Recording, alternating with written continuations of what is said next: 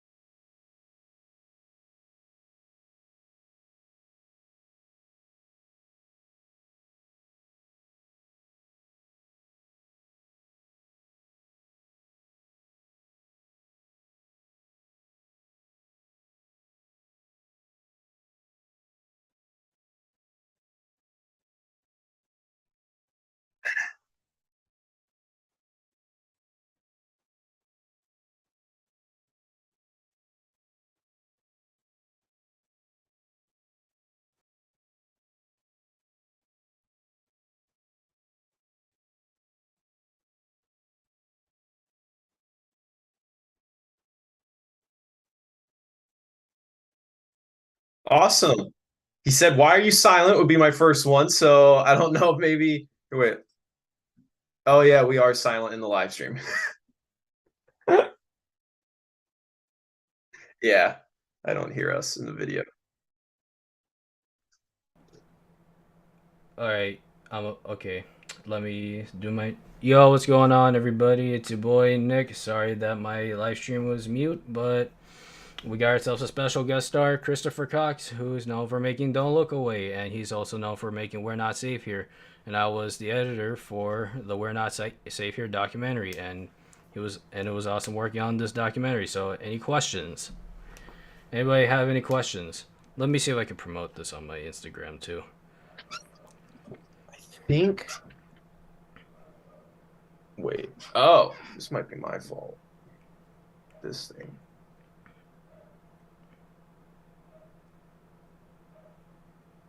Okay, we're able to be heard in the video now, so Yeah, we're we're good. on. I like the background. I'm like on a little studio. Yep. Cute. Yeah, that's awesome. Welcome, welcome. We're going to answer a few questions. So, for everyone here who's joined us, Nick here, he edited the video you just watched, the We're Not Safe Here behind the scenes documentary.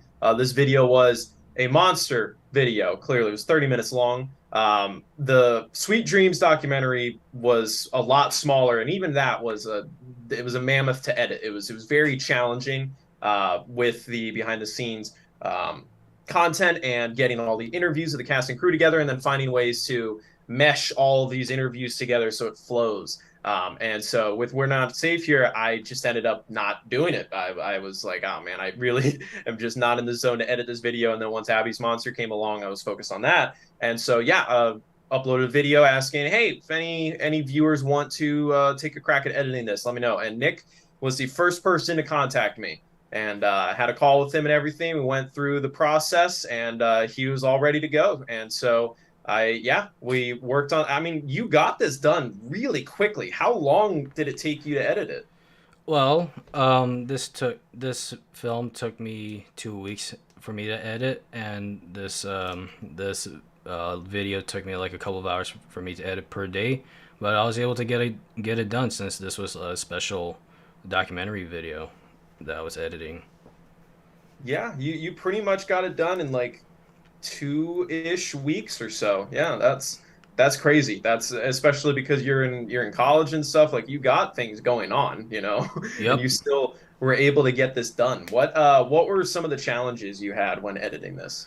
Well, I say the challenges I faced were finding the interview videos and going through the B-roll because when it comes to like interview videos, it's hard to find like the right answer, and it's very time consuming, which takes up a lot of the editing time.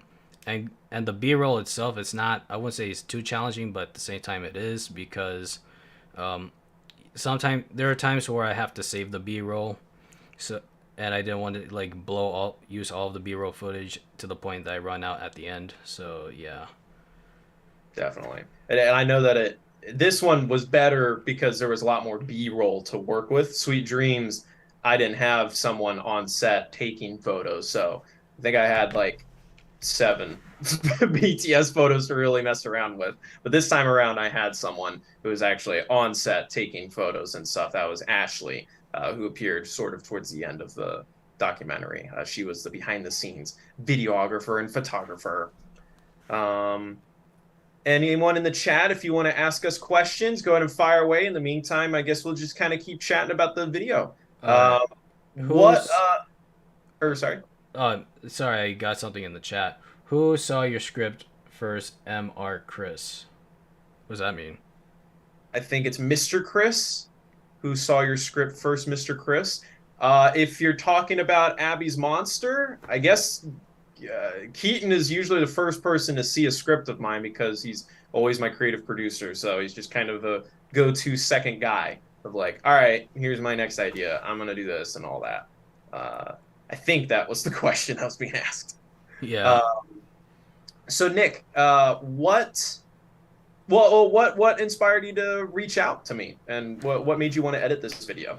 Well, what inspired me to reach out is because I always wanted to work with you, and also number two, I was willing to work on a new video project, and I really miss editing as well. And I also like to help other filmmakers out there who are in the need of help, because I always wanted to help out people. I always like to provide services for people who don't know how to edit, or for people who just need an editor for their video. So yeah. For sure. How long have you been editing? I've been making videos for 8 years now. 8 years. Nice. And have you always used Premiere? I started with Wondershare Video Editor back in 2015, and I started using Premiere in 2016. So I've been using it for what, like 6 years Yeah, you already. jumped to Premiere pretty quickly there. Yeah. Nice, nice. Um, what are some of the videos that you've edited? Some of the videos I edited. Yeah, just like over your life, what are like the go-to things that you end up editing? For a while, I've been editing visual effects videos for the past couple of years, and then around 2017, I started making short films just for fun and stuff like that. And then I began to upgrade my game a little bit during my sophomore year, where I was working on some of my high school project videos. And it was a bit of a challenge at first, but after a while, I began to get into it. And then I started making short films after that. Then I started working on broadcast videos as well. Nice, nice. We have Angela Lemaire. How many movies have you done, Chris? More than I can count. I don't know. A lot, hundreds probably. It's unlimited. How many films have you done, Nick? Oh, that's a good question. I made like a let me see. Like I made like probably like 6 films already. That's already on my YouTube channel. But I've made more than that. Most of them are hidden in my hard drive. Yeah. I've made I made like a lot of short films already. Like some of them are private, and some of them are on my YouTube channel. So my YouTube channel probably made like 5 or 6 or something like that. Gotcha. What's your most proud short film? I'm gonna have to say VHS. I made this VHS. short film called VHS, which you saw. For people who don't know, I created a short film called VHS, which is a horror short film I made for college, and it was I decided to take the opportunity to turn it into an actual Nick production short film. I put a lot of hard work and effort, and it ended up coming out pretty good. There we go. So everyone here, if you want to see a horror short film, check out Nick's film VHS. He's got several films out. If you're hungry for a horror film, it's October, perfect time to check it out. Yeah. Death of It All has a question. He says, "How much money do you make from your most recent films, the both of us?" He's referring to both of us. Yeah, not a lot. Ad revenue on YouTube is pitiful. So yeah, and especially budget wise. I mean, Sweet Dreams has 150,000 views, and the budget for that film was about 3K, 3.2K, something like that. And I don't know if it will ever if it will ever make back its budget ever. I don't think it will. It would have to get into the millions of views to even get close. So yeah. Nice. For me, I do not make any money off of YouTube. I do not.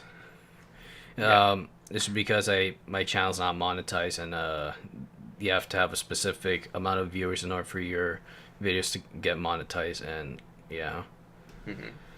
Not a lot isn't a number. I don't know the exact number, and also I don't really like to share exact numbers of in terms of money stuff. So that's why. that's what they call private information. Private information. Yep. Let's see.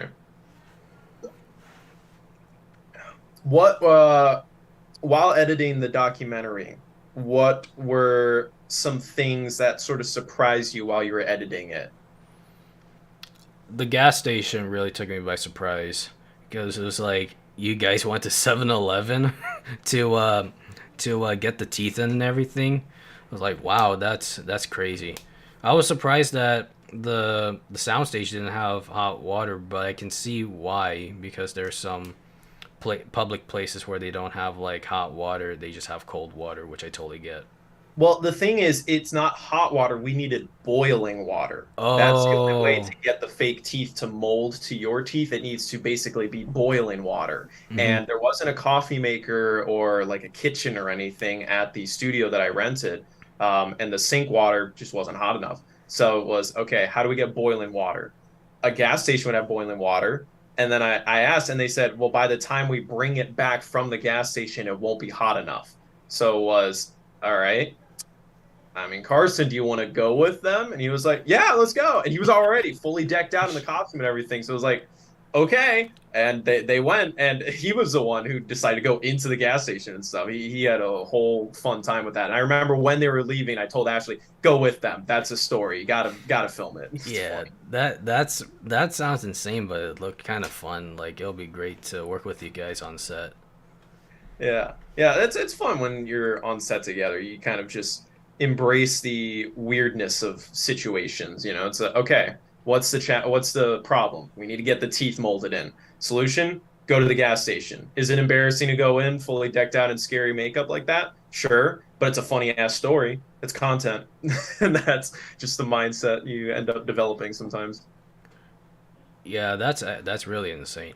We got another question from Death of It All. As a kid, is this what you would see yourself as, Nick?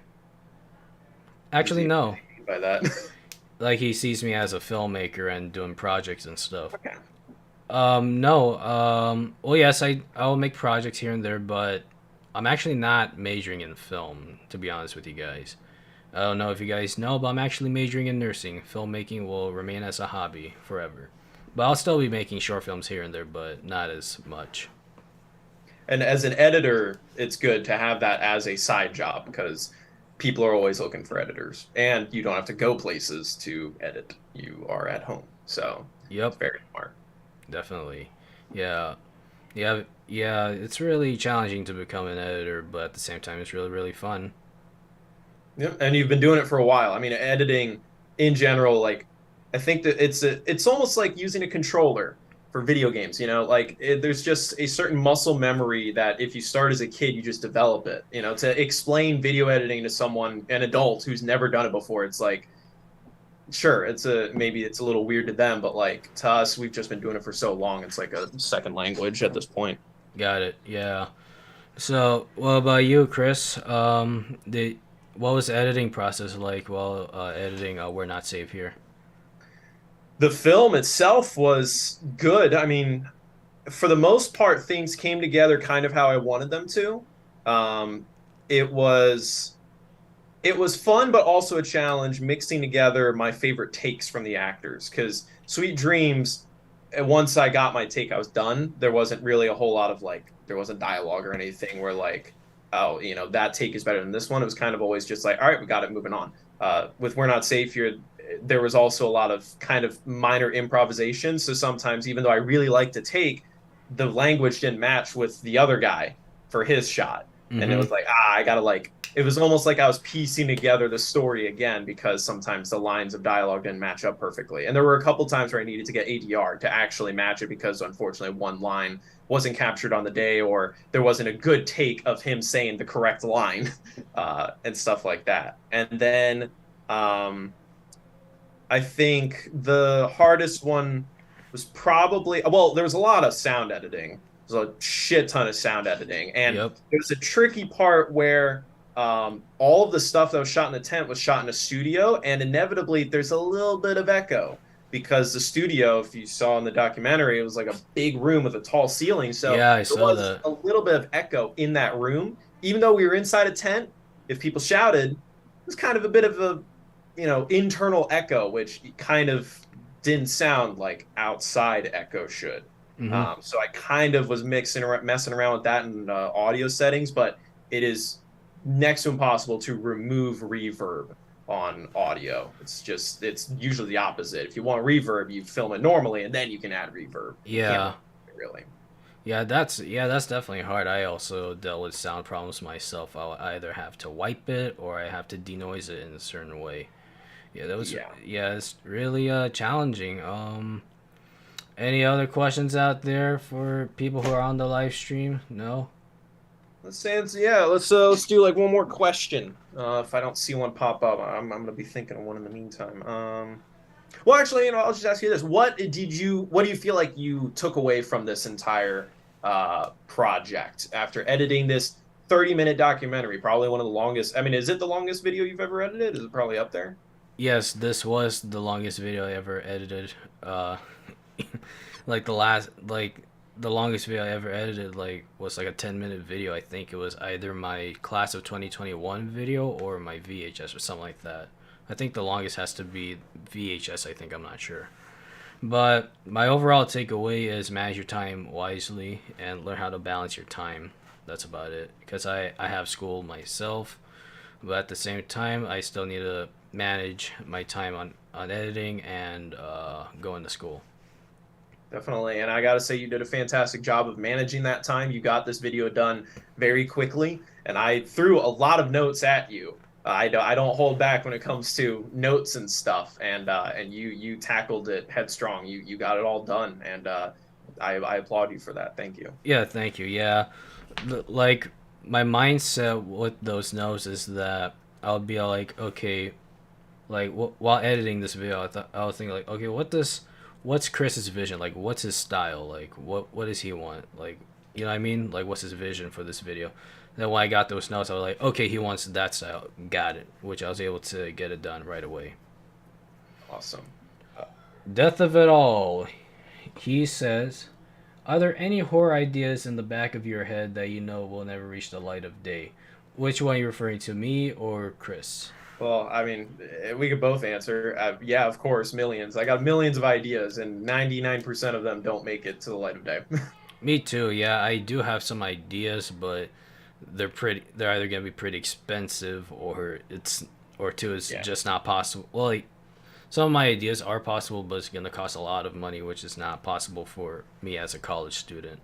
Exactly, exactly. And I have ideas that I've thought about trying to make a short film out of, but just logistics and budget and stuff like that usually gets in the way. I would love to someday do like actual really fucked up horror, because most of my well, yeah, all of my horror has been pretty tame. We're Not Safe Here had language, so that was technically R rated, I guess. But I haven't really done super violent, ultra gory, dealing with really messed up, subject matter horror. But I've watched a lot of that, and I've been seeing the ones that I like and why they work. And I feel like it would be a fun challenge to make a really disturbing, messed up horror movie, but also have it be good and have it be purposeful. If there's no purpose, then you end up in the torture porn category where it's just blood and gore nonsense.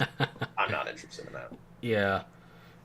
Oops, I made an oops. Sorry, death of it all. I I didn't was know. gonna joke. I was gonna joke. Well, we don't know if it's a he, maybe it's a she, but like in my head, 99% of my audience is male, so that's just I what am I am so sorry, death of it all. I had no idea. I apologize. I wasn't being rude. I apologize. I didn't know. we didn't know. Yeah, sorry. Um, so Chris, I have a question for you as well. Sure. Last question. Yeah, this is the final question. Yeah. What inspired you to create the design of La Mimica? Was it through a creepypasta or was it from a movie or what? I have a folder on my phone saved with just scary images that I come across, because I like having just a folder to look at for inspiration. And I had a couple different photos of creatures like that, and you show some of the photos that were like inspiration concept art in a way, in the documentary. And that's sort of what I saw. I wanted La Mimica to be humanoid and like just like almost sad looking. Like it's Mm. it's starved, its hair's kind of all gone, it's lanky and creepy and like freaky looking. And I don't know, that just kind of popped in my head. I didn't have a specific creature in mind as an inspiration. Like, in some ways, Lil Mimica's kind of like Gollum from Lord of the Rings, but I didn't think Ooh. about Gollum necessarily. Skinwalkers or stuff like that. Again, it was just like, I mean, yeah, sure. So Yeah, that was sort of the design. And I guess the one specific design that I actually had is the gills on the neck, because I Oh, realized that La Mimica doesn't have ears. But how can it hear what's happening if it doesn't have ears? Well, it hears through its like gill-like things. And then I also imagine that those gill-like things, kind of like a parrot, are then able to take in the sounds and then manipulate it to then create its own sound. So that way it could mimic the voices that it hears. yeah, So that's that's really interesting to think about. Like, so like it's really cool to interpret like where did this creature come from or what is it? Like, it's really interesting to really think about. So yeah, the yeah. more detail you give of just like, all right, but like, how does it do these things? Like, I realized, wait, it doesn't have ears. How does it hear? Maybe like weird gill-like things. Sure, let's do that. It's something Yeah, different, something fun. So yeah, makes the creature feel more tangible when like you can kind of look at it and go, oh, okay, I get how it does its thing. So got it. Yeah.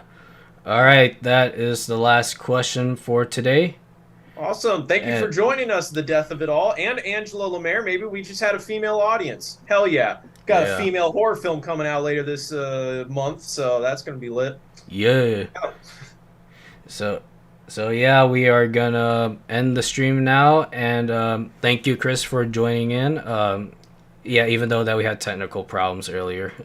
it's fine. You figured it out. I couldn't get mine to work, so we got it to work. Yeah, so yeah, thank you guys for watching, and I really appreciate you, Chris, for being the guest star of this live stream, and really appreciate working on this. And yeah, for people who are from Chris's community, please go and like and subscribe to my YouTube channel, and you're also welcome to look at my Instagram.